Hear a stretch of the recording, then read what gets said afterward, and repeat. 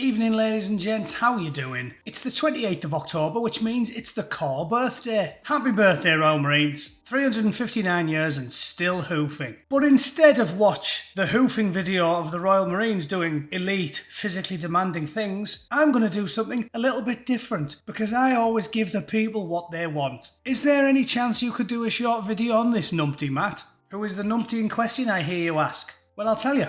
It's this woman with a head like a recycling bin. If women are drafted to the military, I am most excited to see the confrontation between commanding officers and the girls. I'm excited to see that conversation as well, fatty.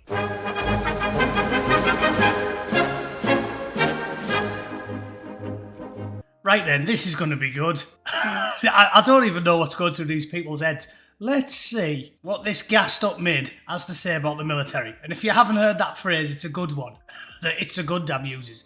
A gassed up woman is one of these modern birds who, because they spend all day on the internet with thirsty men saying, "You show vagina and bobs, you so beautiful, I want put my ass in your ass," that type of thing. They get such an endless stream of fawning praise from barely literate peasants in third world countries that it makes them think that they're beauties. It makes them think they are smoking, when the only thing they're smoking is crack. If they think they're attractive to men. You get these lasses, honestly, online nowadays who are like a 3 out of 10. And they think they're Beyonce. They think they're like Kim Kardashian or... I don't even know any modern sex symbols are. Beyonce was probably a sex symbol about 25 years ago. Who's a young one? I nearly said Angelina Jolie. She's probably about 50 now. You know what I'm saying. I'm old. Pick a 23-year-old Victoria's Secret model. Not the fat ones that I talked about on my last stream. The good-looking ones that they've reinstayed. Yeah, one of them. So these birds, filled with false confidence, like a howling naffy bird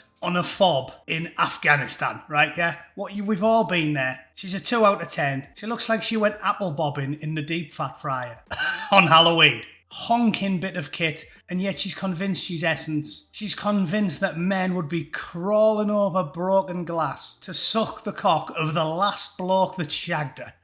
Like that's what they actually think, these crazy women, because they're getting fawned over by illiterate third world peasants 24 hours a day. So she's brimming with confidence. Not the only thing she'd be brimming with if she was in the military. She'd be leaving a snail trail on that pavement behind her if she spent 10 minutes in the Royal Navy.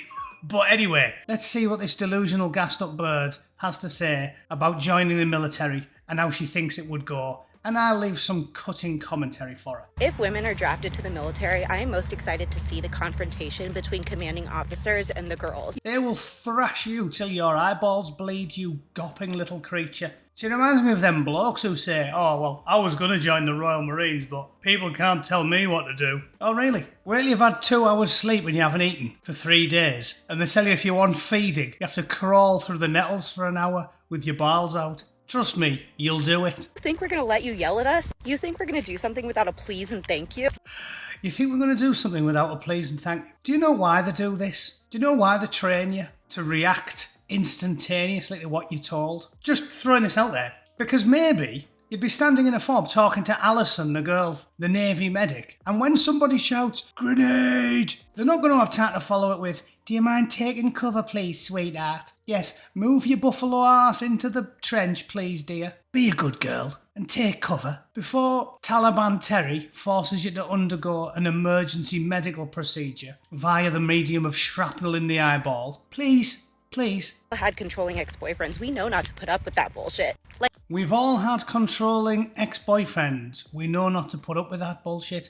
Well, I don't think everyone has. My missus hasn't. I don't think she's ever had a controlling ex-boyfriend. Possibly because she's not a absolute hooer like you. She's not an Instagram girl, stench trench. She hasn't got a minge that looks like the predator's face when the predator cauterises his wounds. That's what your flaps look like. Anyway, please continue, lunatic. Let's sit down and have a conversation about what you want and what I want, and we'll reach a happy medium. Because let's sit down and have a conversation about what you want and I want, and we'll reach a happy medium. Yeah, I want you to be of some use to your nation should it be invaded by 50,000 rampaging Chinamen. That's what I want. I want you to be competent. I want you to be able to walk up a flight of stairs without getting clammy. You've got legs like upside down kebabs, and you put your belt on with a boomerang. We need to fix that problem. Not only will you not be able to get over the 6-foot wall, you probably struggle to get into bed. You need to do some exercise, and you need to do as you're told. And if you don't do those things, you'll be getting staked to the floor and involuntarily bukkakied by the enemy faster than I can say jizz a lot. Alright? So, sort your life out, you silly mare. There's no way I'm doing what you want when you use that tone with me. You think you can push us around like you do with these men? Think again, baby. You're gonna learn some manners. Think again, baby. You're gonna learn some manners. So that's that. Quite a short one. I think this video is indicative of everything that's gone wrong with our society. Because what you must understand is in the military, they're not doing it to spite you. They're not doing it because they don't like you. They're professionals. They do it because they are preemptively saving your life. They're getting you ready for the rigours of combat. I got thrashed when I joined the Royal Marines. The training team thrashed me till my eyeballs bled. There's no malice in it. They're doing it so you become a well-oiled machine, to get you physically fit, fitter than you've ever been in your entire life, and to train you rigorously so you can deal with everything that combat throws at you. Train hard, fight easy. Nothing I ever did. 2 tours of Iraq, 2 tours of Afghanistan, I went to Northern Ireland, I went to Sierra Leone. Nothing I ever saw was anything like as challenging as my basic training. When you've been through it, you don't take it personally. You don't view it as bullying. You want to thank the training team for beasting you, because they helped save your life. And they turned you into something greater than what you were before you went in. Losers will never understand it. Winners, well, I'll leave that for Sean Connery. Losers always whine about their best. Winners go home and fuck the prom queen.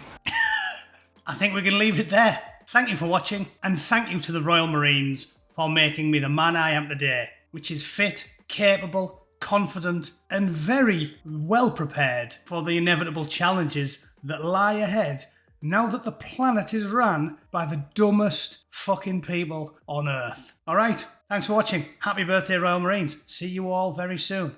Cheers.